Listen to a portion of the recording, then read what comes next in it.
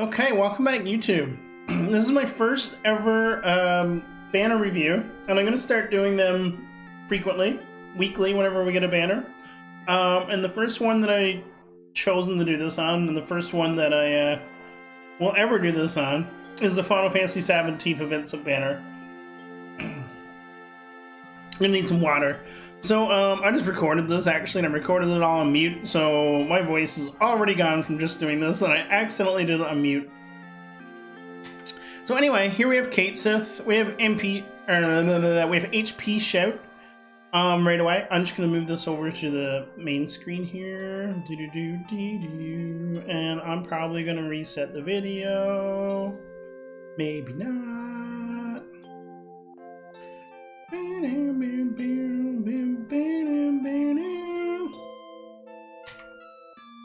And we don't need to reset the video. I'll just have this better for next time. Great. So we got Cait Sith, and we got HP Shout. So we have 95 magic, 44 spirit, attack 22. Like, that's kind of good, I guess, for a 3-star, but you can definitely get higher magic staffs in the game if you have them available. I would definitely TMR farm something higher than that. All the skills here, I'm just going to skip over all of these. They're all random use, which, even in my opinion, even if they're really, really good, as a 3-star randomly using guy, these percentages are all just wacky. There's nothing like 80% chance or 90% chance. These are all like weird percentages, so you never really know what you're going to get. So I'm not a big fan of this unit in general. And then he has a single target attack magic 40% break. Compared to Timothy or Mim, this break is actually awful. And I mean, it's okay, but I would never use them for a breaker. So he might be just like Mod King fodder. Like, have a Cait Sith, throw it into your Mod King team, farm up the Mod King, and that's really the most use you're gonna get out of him, honestly. Remove all status after battles. That's pretty good in like a very story situation when you're going across a map, I guess. Chance to ignore fatal damage 30% while above 80%. That's pretty cool. It would be nicer if he was like a tank, or if he had any tank abilities that could make use of that. But overall, in my opinion, Cait Sith is not a very good unit. Just use him for Mod King, and that's about it. However, his limit break could be pretty niche in the arena. 90% KO to all enemies is pretty high percentage, and can probably KO everybody. Maybe use Cait Sith along with Odin to try and kill those dirty tanks that are always in the arena. Those tanks are forever. But yeah, in my opinion, Cait Sith sucks. Let's just skip him, use him as Mod King fodder. So we have Barret. Again, Barrett's going to be like a true doublehand, or even like a regular doublehand user. His TMR is great for Veritas of the Light, or any hybrid unit that's going to be using a gun. And it gives you some extra MP as well. 98, 107 attack. That's pretty solid for a hybrid gun as a 4-star. I would definitely use that on my Veritas of the Light. I don't have anything better for her. So then his skills. He can dual cast all these skills by enabling Speed Drink. So Speed Drink enables double limit, which allows you to use Barrett's skills twice in one turn. So that's kind of cool. Allows him to have some finishing potential, sort of. Like Big Shot, I guess you can kind of finish with it. Not a big high mob, but you can kind of do it. He has a 45% Spirit Break, 35% Grenade Bomb to all enemies. Now this is an AoE break. I still think you could get some higher 4-star breakers. Like even Warrior of Light could probably do a better job. So the Barrett's looking like Mod King fodder again already. Satellite Beam, I'm not sure who this would chain with. It's 10 frames. It seems usually the wiki post is who it chains with, so it might be a very niche chaining family, or even just chain with a dupe Barret. I can't even pronounce the skill, but that's a pretty cool 18 hits. That's a lot of hits. So if you have a dupe Barret or some niche chaining family that might be able to do this, there's a lot of hits. You can totally get away with chaining that. You can maybe like chain cap a finisher into that chain. It has HP 10%, HP defense 20%, innate 50%, true double hand, and critical hit 30%. That's pretty cool. That's pretty cool. And when single wielding any weapon, sorry, that's just regular double hand. That's not true double hand at all. When single wielding any weapon. So that's not holding a weapon with two hands. So like his own TMR is a one-handed weapon. So we could use that. You might want to go for something higher attack though, because he's all physical damage up here. So then he gets 20% attack resistance to poison and disease. If this was like paralyzed and stone, that'd be a bigger deal breaker. But poison and disease is not that big of a deal in my opinion. You can usually get rid of that super simple, and it doesn't really have any lethal effects on your team like paralyze or stone does. His limit break seems really cool. If you max it, he can get a 10.4 modifier as a 4-star with 20 hit chain. Again, I think you might need to dupe Barret for that.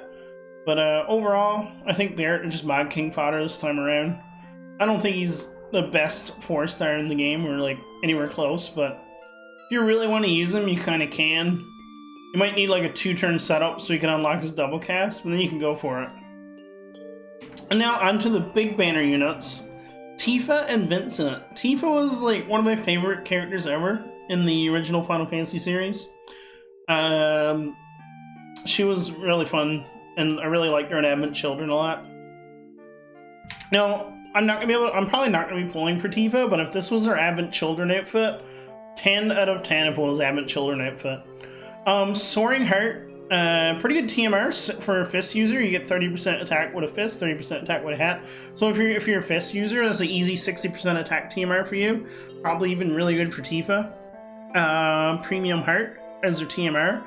Attack 170 and effect Premium Heart, which is limit break gauge 3 stones per turn automatically. So like at the end of your turn, if you're equipping Premium Heart, you'll get 3 limit break stones that'll automatically fill up. That's pretty cool. And she has a really good limit break too, so her super TMR would be nice on her. And probably good for any fist user as well. So 7-star stats. So Beat Rush, that's okay. If you don't have a buffer, you can use it to throw 100% buff on, I guess. Somersault, defense 50%, 5 turns, 1 enemy. That's not bad if you can't fit a breaker in. Also, we'll get to her limit break later, so she can kind of fill the defense break role. If a boss or something is immune to everything except defense breaks, you might not even need a breaker because you can just bring Tifa to fill that role. Water damage to all enemies, kind of whatever, but you can use it if you need to. 1 hit. Physical damage to 1 enemy, that's pretty cool, I guess. That could be used as like a finishing move. As we might get to later, she could be probably a finisher or a chainer as well. So this is water damage to 1 enemy. It's only 1 hit, Dolphin Blow. And you'll get a juicy 60% water imperil for 5 turns. And she's also going to imbue herself for 5 turns. So in a long fight, she can imbue herself, and it'd be super, super cool. You can just throw some high attack weapons on her and self-imbue water. And you can really take advantage of that water imperil. And any fights that has an innate water negative resistance on them, like a boss having like minus 100% water resistance, like Ramu or something, she will be great against that as well. I'm going to skip over this kick because I don't think it's worth anything. And then physical damage 4 times to all enemies. AoE finisher that also increases her limit break gauge is kind of cool. She has a really good limit break. And her DR chaining move, which I'm super excited about. This can stack up to 11 times modifier, which I think is super, super high for a DR chaining family. So that's pretty cool. There's no element attached to this, so if you can't take advantage of the water, just give her like any element you want to chain with, like Orlando, say, might want a light weapon. She can basically chain with any DR family, just throw an element on there for the elemental spark chains, and you're good to go. This cooldown, Overdrive, this is what turns into her really good finisher. So if you have 3 DR chainers on your team, and you can like chain cap Tifa into your other DR chainers, you can use this cooldown when you're ready to do her finishing move. And this will enable skill to 1 turn for the caster, Overdrive Plus, which we'll go down here and see. This is a 23 modifier, increased limit break gauge 10 to caster as a 1-hit finishing move. That is pretty beefy as a finishing move. And she's probably going to be doing this twice because of her innate dual wield as well. This also gives her heal and MP refresh split over 3 turns, 200% attack, and limit break gauge fill rate. So if you're just using her as a breaker and an imperil, then she could be like your breaker, your imperil unit, and then like she could break, imperil, and finish. So if you don't want to use her as a chainer, she has other options as well. Because increase limit break gauge fill rate for 200% in 3 turns to caster. That's gonna let her get her limit break super fast, and we'll get into her limit break. I think it's a great limit break. They have physical damage 6.7 times, ignore defense on enemies. That's pretty cool. And a 7 hit, so it looks like it should chain with the Divine Ruination family as well. So she gets an 8 physical evasion, so she could be like an evade provoke tank if you have the gear for it. And she's gonna be countering as well, so she could be like countering and evade provoke tanking at the same time. Increased counter chance. Limit break gauge 1 per turn, which is super cool. 50% attack when equipped with a fist. You're probably going to want to put a fist on her. Increased attack 30%, and she gets an 8 dual wield, and that's at 6-star as well, so that's really cool. Having an 8 dual wield for a new player, by the way, is actually really good. So if you're a new player and you don't have any dual wield TMRs, Tifa's going to let you dual wield without even equipping a TMR. And even for veteran players, you don't need to use your Genji glove or your awesome swordsman on her. She just gets that innately. And then 50% attack equipped with her TMR upgrades the limit break, so you really want that if you want to take advantage of her limit break. And 50% true dual wield, which is actually really cool. That's a lot of true dual wield. Defense spirit and limit break gauge fill rate. It seems like she's going to have a lot of limit break gauge fill rate skills, so that can help her finish her limit break super fast. Increase MP, this whatever. I mean, MP is nice too, I guess. Another 20% attack, defense, and HP, and she gets a bunch of increased modifiers on like all of her skills. So she gets some damage increases. Now, her limit break. At 6-star, it's basically just an imperil and a 9-hit chain move with 12 modifier. But if you can 7-star and put it on her TMR, she gets the Water Imperil 100% when maxed. Defense 74% when maxed. That's a huge break. Probably like our highest break in the game right now until the future. Or at least pretty close to it. I guess we got a 75% break from Elephant, the fairy. But 74% is kind of close. And increased limit break gauge fill rate 300% for 1 turn to caster. That's really neat. She might be able to spam her limit break with that. And increase attack 200%. Those are really great Water Imperil break, limit break gauge fill rate. This is like everything all in the one move. And it does some damage. Those are really good limit break for Tifa. I think she's great, especially if you can take advantage of the Water Imperil. But because of her DR chaining not being locked to a specific element, she can kind of fit in anywhere as a DR chainer and a niche finisher with Overdrive Plus. And now we have our boy Vincent. He is the ultimate edgelord. I used to be absolutely obsessed with Vincent. I used to put Vincent wallpapers everywhere. And I have Dirge Service. I love that game as well.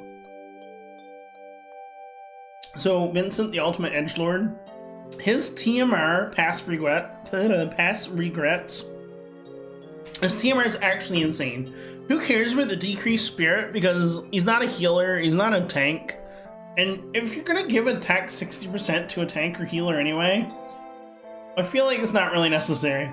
But you could just give anybody, any attacker, just a flat 60%. His TMR, in my opinion, is actually super insane. You could just put a 60% attack on whoever you want, just as a regular TMR. For the sake of sacrificing 10% spirit, I think it's totally worth it. And he has death penalty, a 2-handed gun with 175 attack on it.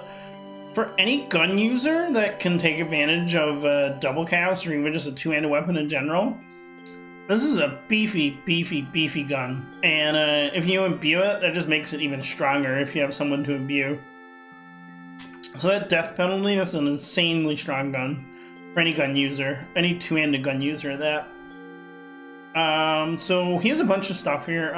He has the skill Confuse attack buff. If you don't have a buffer, you can kind of use that. But he gets a better buff at 7-star down here. His cooldown just gives him 250. But he has like at 6-star, he has some skills that increases his killer percent against beasts and Machina. So you can use one of these, just the increases killer percent for 5 turns. That's pretty good. It's free. It's like a free 100% killer. I think his Gigadunk is a 6-star finishing move. I guess he doesn't really have any moves at 7-star. But Gigadunk, you can use that to finish for a single target enemy. That's great. That's pretty cool. His main job is a finisher. And then if you have a dupe Vincent, you can use splatter combo to just chain with each other. I don't see getting much use at a splatter combo. I think Vincent's going to be the best as a finisher, especially with his limit break that we'll get to. So he's a 55% all break to 1 enemy. That's pretty good for 1 enemy, and if you can't fit a breaker in. If it was AoE and inflicted sleep, I would say it would be pretty good for arena. It's only 1 person, so it's whatever for arena. Anything AoE is great for arena. Chaos Saber, which I think is pretty cool.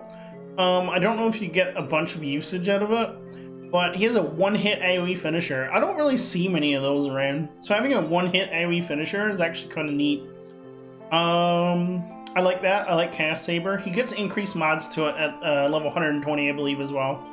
So his 7-star cooldown increased to 50% for 5 turns of caster, and increased physical damage against beasts and machinas for 5 turns as well, and gives him increased limit break gauge fill rate.